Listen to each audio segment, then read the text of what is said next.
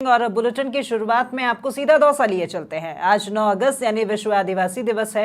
इस मौके पर कई कार्यक्रम आयोजित किए जा रहे हैं। ये आपको मीरा हाईकोर्ट दौसा की तस्वीर दिखा रहे हैं। तो तुम विधानसभा और लोकसभा में क्यों नहीं बोलते हो? जो विधानसभा और लोकसभा में जो हमारे नेता बैठे हैं उनको चुनौती देना चाहता हूं। एसटी एससी के भाइयों को तुम दोनों को खुश रखना चाहते हो, ये हो नहीं सकता। आप बोलो संसद में, आप बोलो विधानसभा में, अगर आपको अच्छा नहीं लगता है तो, लेकिन बोल नहीं सकते, बोल नहीं सकते। उनमें दम नहीं है। मैं किसी का विरोध नहीं कर रहा, यह राजनीतिक सभा नहीं है। मैं तो यह समझाने के लिए आया हूं कि मैं मेरी स्वर्ग सिधारी मां की कसम कहना चाहता हूं, क्या 1 इंच जमीन का 1 पैसे का दुरुपयोग नहीं होगा। और अभी तो हमारा 10 लाख रुपए साल का इसका खर्चा हमको देना पड़ रहा है। कहां से लाए, उसकी व्यवस्था तो करनी पड़ेगी। यहां कोई स्कूल चलाना पड़ेगा, कोई विद्यालय अच्छा चलाना पड़ेगा। अब कई लोग तो कह रहे होटल चलाएगा और होटल से कमाएगा।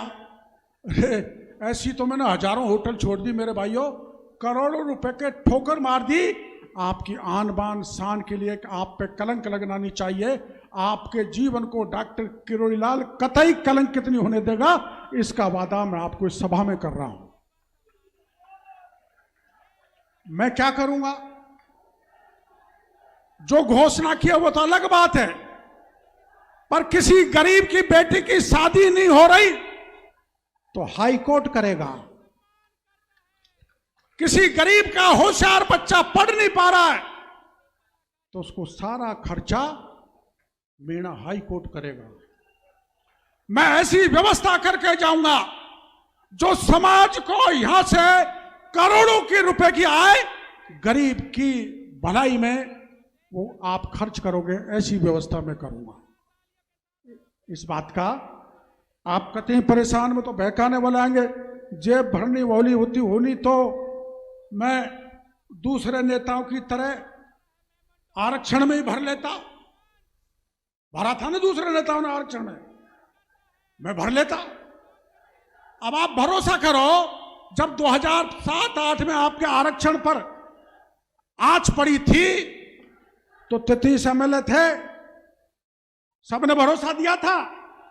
लेकिन 2 एमएलए साथ रहे थे, कन्हैयालाल कांजी 3, ब्रह्मा विष्णु महेश की ताकत पर वो आरक्षण की चिट्ठी तो रुक गई, लेकिन मैं बिना बात गुर्जर भाइयों के निशाने पर आ गया। अब मेरे दिमाग में तय कर रखा है कि एसटी में से नहीं, यहीं पंचायत हुई थी। मैंने कहा था हमारे 12 बीघा की पार्टी है, 12% है, एससी की 16 बीघा की पार्टी है, 16% है, और हमारे बगल में कोई गुर्जर खेत खरीदना चाहता है, लेना चाहता है तो हमें कोई दिक्कत नहीं होनी चाहिए। लेकिन यही लोगों ने नहीं माना था, एसटी में तो नहीं। गुर्जर समाज के जो मांग थी सरकारों ने पूरी नहीं की। मैं यहां पर जो उनकी मांग पेंडिंग रही है, मैं उनके साथ कंधे से कंधे मिला के रहूंगा, चाहे मैं सरकार में हूं। और आपके इस आरक्षण पे किसी प्रकार से आंच नहीं आने देंगे, इसका भरोसा मैं आप लोगों को देना चाहता हूं। ये टोटल 101 बीघा जमीन है मेरे भाइयों, 60 तो इधर है, 41 उधर है।